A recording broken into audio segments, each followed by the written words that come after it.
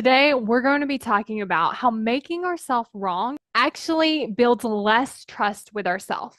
So, I want you to think about what happens when you make a decision, and then that decision didn't go the way that you thought it did. So, what you tell yourself is you made the wrong decision. You should have picked something different. You should have known better. What that does is when we then go to make the next decision, we're like, ooh, I don't know if I can do that. I don't know if I can make this decision. I want to make sure that I'm picking the right one. And it's because what we've done is we haven't created this like safe landing place where it's like you're going to make a decision.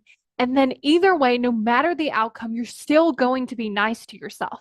But when you've created this outcome where if you get it right and everything goes well, I'm going to be really nice to you. But if you make a decision and it doesn't go well, then I'm going to be really mean to you. What ends up happening is our brain gets scared. It's like, I don't want to make that decision because if I make the decision, then I could get it wrong and then I could be really mean to myself. And that's really not going to feel good.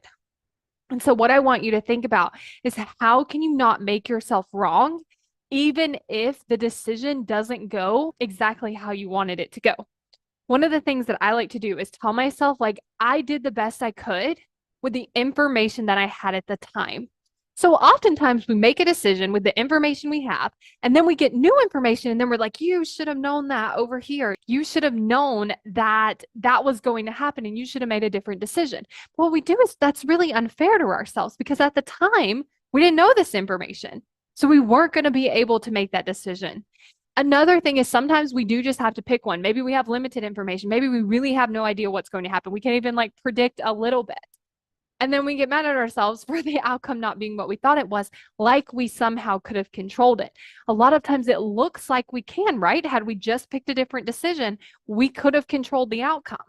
But what we forget is the person that was in that position doesn't know these things. It doesn't have this information. It can't predict the outcome because we just don't know any of that information.